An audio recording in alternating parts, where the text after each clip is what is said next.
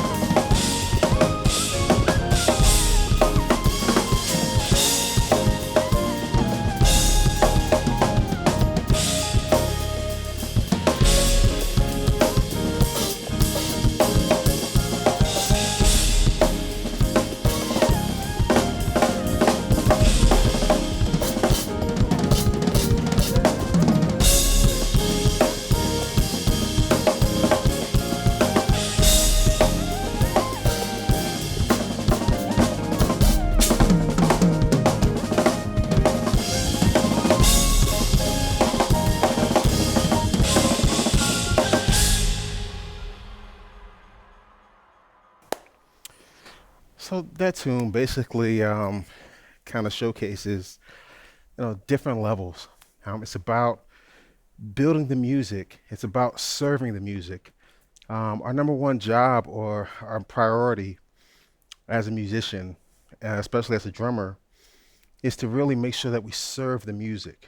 It's like we have to kind of cater to the music, cater to the audience. It's kind of like if you have a dinner at your house and you know that one of your guests that's coming is vegan or vegetarian.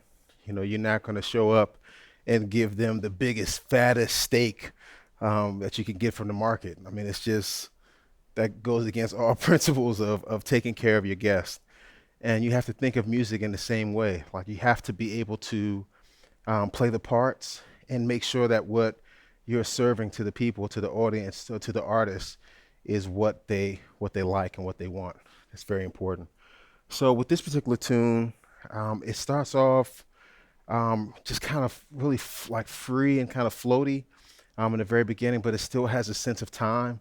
It's in 7/8, so you kind of feel the pulse of the seven from the very beginning. It's kind of teasing of what is to come. So your job as the drummer is to kind of facilitate that, to continue to kind of tease it until you get to the section where the one actually drops, and then that's kind of when you start to make the time more solid. Um, Again, like I said, it's so important to reverence the levels in the song. It starts off kind of like a a soft whisper. I'm playing side stick here with the hi hat and just kind of keeping time in kind of like a nice, um, gentle but still very assertive way. It's important to make sure that like you kind of keep the, I guess, like the movement of the tune going, and that's what I'm kind of giving you here. As the song kind of builds and goes along, it gets to what I would call the chorus. I make sure to kind of place something to signify that we're moving on to the next section, and then as we move from section to section, you see how the song begins to open up by the things that I play. From accenting the lines that are in the song, or when I go to the ride and I'm pulsing with the hi hat. Um, it's those things that kind of let you know that this particular tune, we're on a ride, and it's beginning to actually start to move and start to open up in a way that's good for everybody. I'm also very, very mindful while I'm playing the song. I don't want the things that I play to overpower the song or to be too much for the song.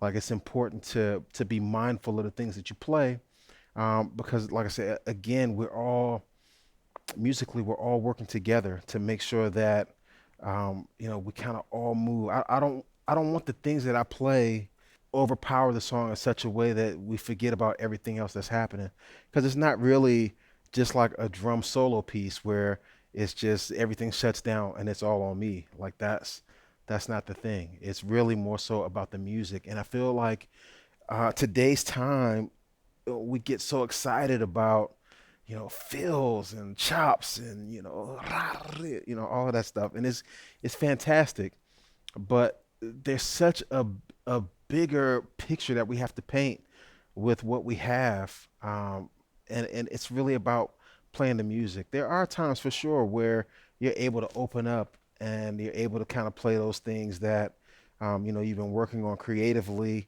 that are just electrifying, which is cool, but it all has to be in the proper place and in the proper context.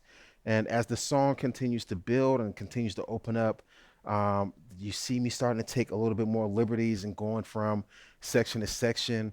Instead of the fills that I play being more simple, they become a little bit more complex. Instead of it being, like, maybe a eighth note pulse that I'm playing, you see it start to go to maybe 16 or maybe even uh, 30 second. I don't know, but you see the way that the music dictates what it is that I'm playing, and how I kind of move through the song. And it's just really important to make sure that no matter what it is that you're playing, that you're able to do that. You have to be sensitive to the music. Like you are the cook, you are the chef, you're the person that's preparing this beautiful meal for everybody that's listening and everybody that's watching. And you have to make sure that you do it right. Don't mess it up, all right? Stick with me today. I'll give you a few more examples, and hopefully the things that I share with you will be able to help you on your journey. All right?